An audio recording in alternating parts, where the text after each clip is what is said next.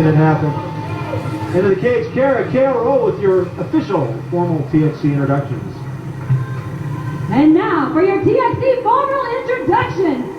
To my right, fighting out of the red corner, he weighed 185 pounds, stands 5 feet, 10 inches tall, comes to us with one defeat. Out of Gracie Barra from London, Ontario, Canada, give it up for Chris Lee Burns! And to my left, fighting out of the blue corner, also weighing 185 pounds, he comes to us at 5 feet, 10 inches tall, with an undefeated record of 1 win, no losses. Out of Mash Gym in Redford, give it up for Fabio D'Agostino! This will be 3 3-minute rounds, and your referee in charge is Darren Cruikshank. Couldn't my parents have named me Fabio? What a great name. She named me Fabio. What a great name. All right, final check of our cage side officials.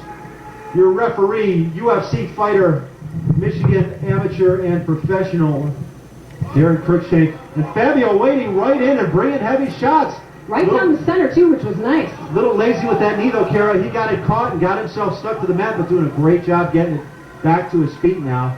This guy's working the clinch pretty hard here.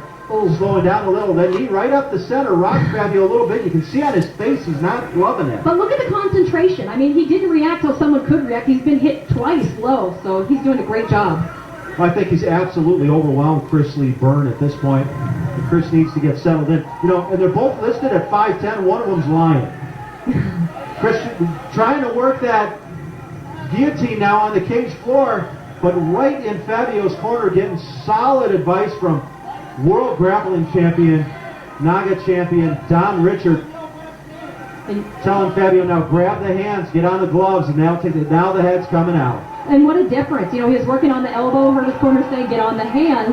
What a difference. We see some blood coming out. Not too sure who it's coming from. Think Fabio's mouth. It's either coming from his mouth or his nose. I think he got clipped a little bit there in that exchange.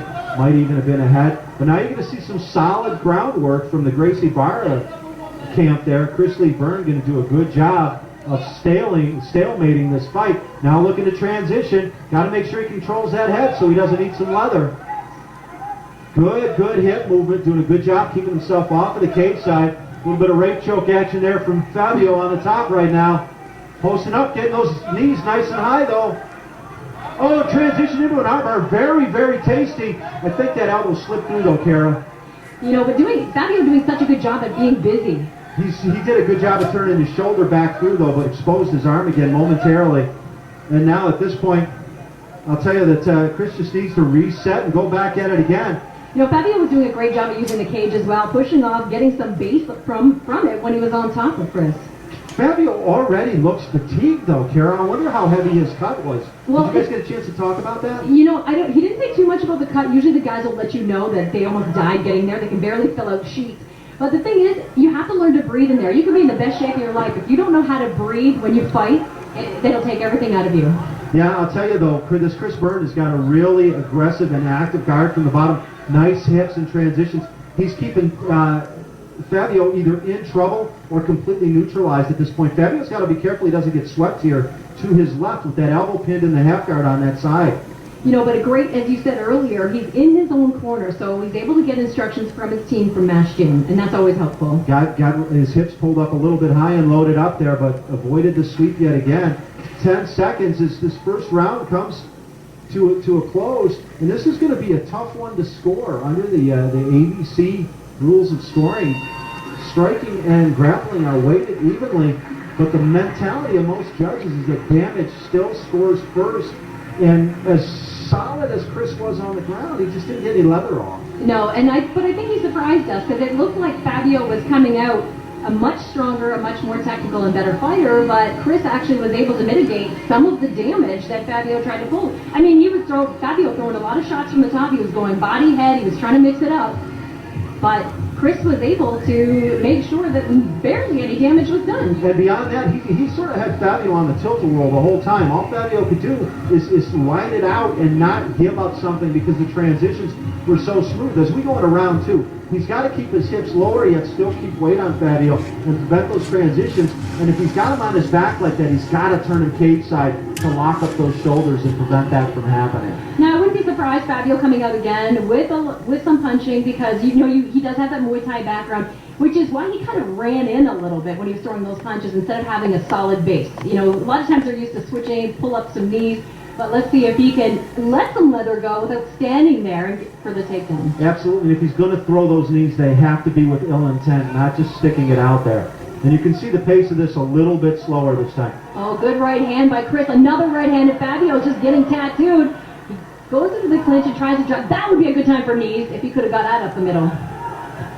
Again, as they came up there, you saw the heads collide. Well, Fabio now, again, he just looks so fatigued. Yeah, and again, that could be an adrenaline dump. It could be weight cut or just not breathing properly. Finally starting to get the better of the Canadian here on the cage side. But I'll tell you what, he's throwing wild rights, Chris Byrne is, but they're connecting. Completely. And you saw a knee up the middle, and Chris he caught Fabio in the head, but he's starting to look fatigued. I think he's using the cage more as like someplace to lay down. He looks absolutely exhausted at this point, Kara. I don't know, maybe neither of them were ready for the pace because they're just non-stop with each other. And that comes from sometimes you're drilling too much and maybe not drilling hard, going through the motions. You got to be able to work at a high pace so that it's easy once you get into the cage to fight. We got to keep in mind too that these are both relatively new fighters, and if you forget to breathe for even a couple of seconds, you never catch up with that oxygen deprivation. It's like hitting him with a body shot or a low blow. It's hard to peel that back. But you know what? You see pro fighters that don't learn the breathing game and they fatigue out in fights. So I've always admired boxers because that's one of the things that is just absolutely beat into them at all levels. We don't see it as much from the wrestler or the stand-up, the Muay Thai background.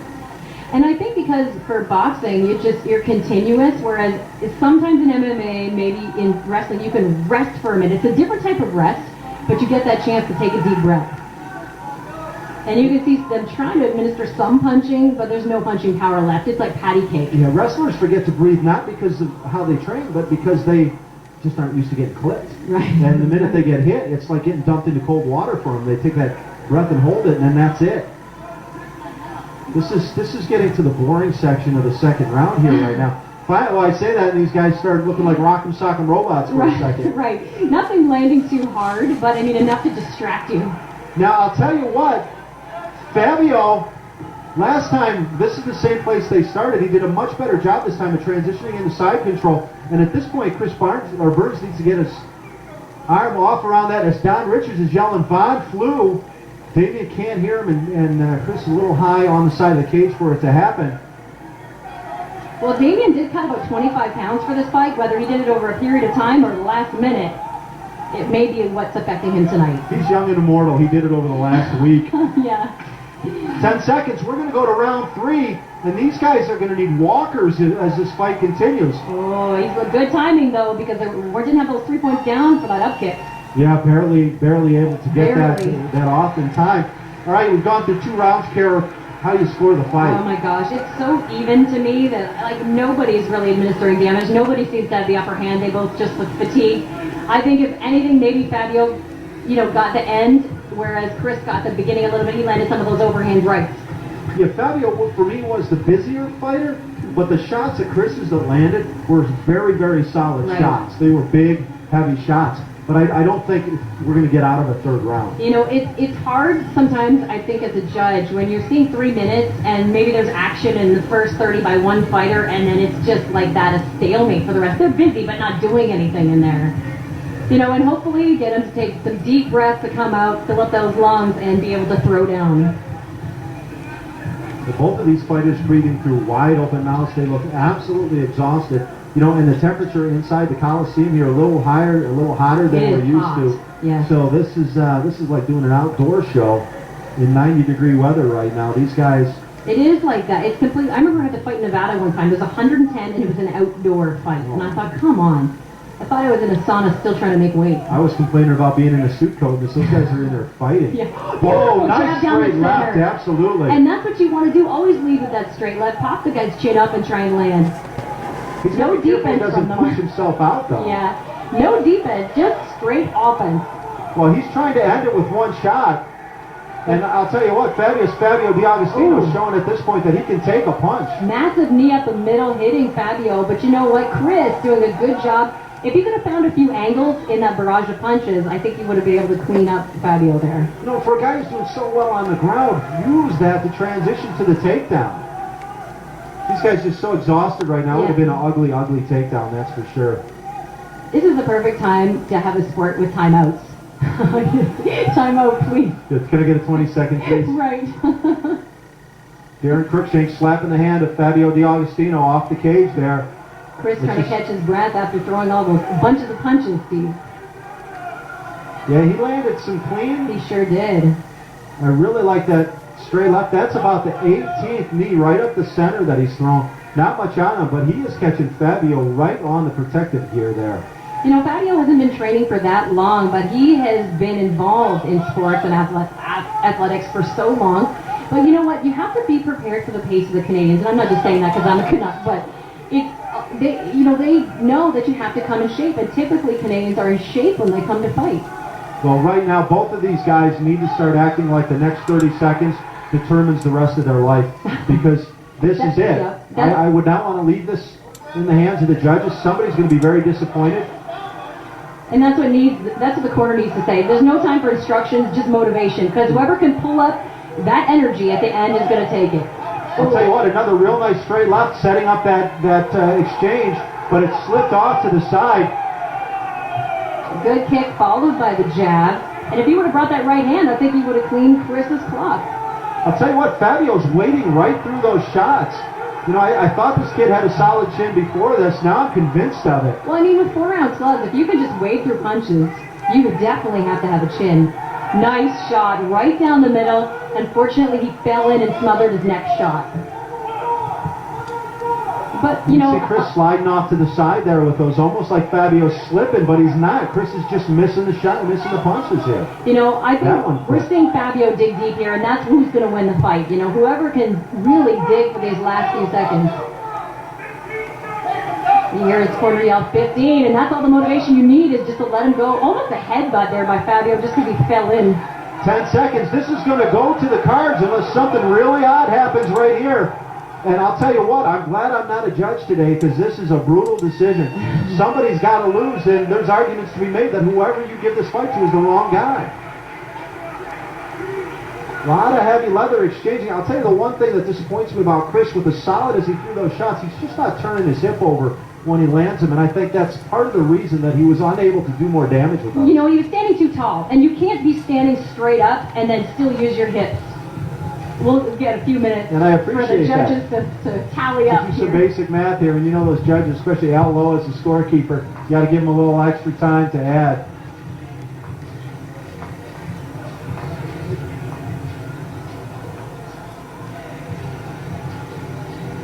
All right, getting a final tally here of the scorecards. This bout going to a decision here. Very evenly matched for such shallow fight records. Both of these guys completely exhausted, holding themselves up on the cage side, breathing through wide open mouths. Somebody's got to take a loss, but a major accomplishment for both of them getting through this fight, because at various times either of them could have given up. The other one, the pressure was that strong. So we're going to go into the cage here. Not quite yet. You can see Fabio there getting some final words of encouragement after the fight from Big Don Richard. Don, Michigan MMA legend, one of the founding fathers, NAGA champion, world grappling champion. Well, this guy's list of accreditations goes so long, it's hard to even fit them all in. And when you do, you still haven't begun to describe what a quality individual this guy is.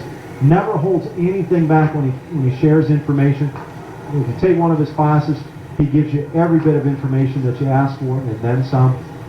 A true dedicated martial artist. You know, I'm not talking up the Gracie Barra guys from Chatham only because I don't know them nearly as well. I've had the pleasure and privilege of knowing Don over the last, decade or so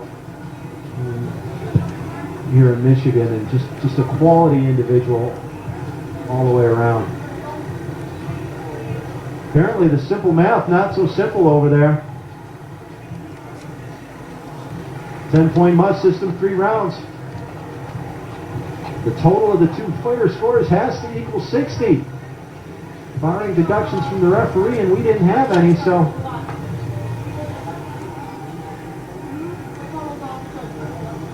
I'll tell you what, maybe we need to get Count from Sesame Street over there to wrap this one up.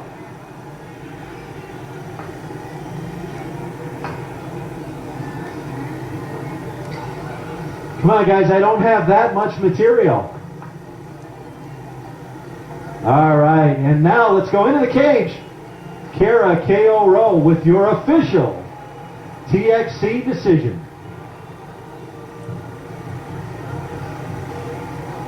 Maybe.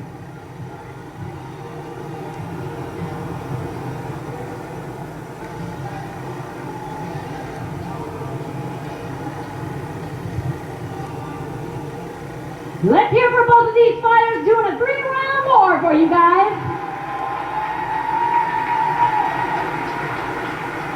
And your winner by split decision, give it up for Chris Lee Byrne! And the Canadian edges it out, but not on all 3 cards. Fabio D'Agostino a little bit unhappy with the decision. And, we talked about it before. Absolutely somebody was going to be Carrick in the cage with some words from your winner, fellow Canadian, Chris Lee Byrne. All right, congratulations, Chris. You beat an undefeated fighter, a fighter out of a great gym as well. You came here all the way from London, Ontario. Your team now is 2-0 for the evening. Talk to me about this fight tonight, because this was 3 rounds. You're going to leave a little bit scarred up tonight. Yeah, it was a fun fight. I just want to thank my training partners, David and Tyson over there. Thomas Armstrong, my coach, Bennett Beckenham, and John Batten. The guy, Fabio, was a tough guy. Thanks for the fight. Now, you look like you both got a little bit tired in there. What was the most exhausting part for you? I'm a jiu-jitsu fighter, so punching's pretty hard and gasses me pretty quick, but... Well, you seem to drop some leather in the first and second, and definitely the 3rd round, letting that overhand right. Now, what's next for you? I was going to fight again, and as much as possible this year. We'll see what happens. All right, congratulations, Chris. Thank you very much. All right, once again, Chris Lee Byrne! All right, this is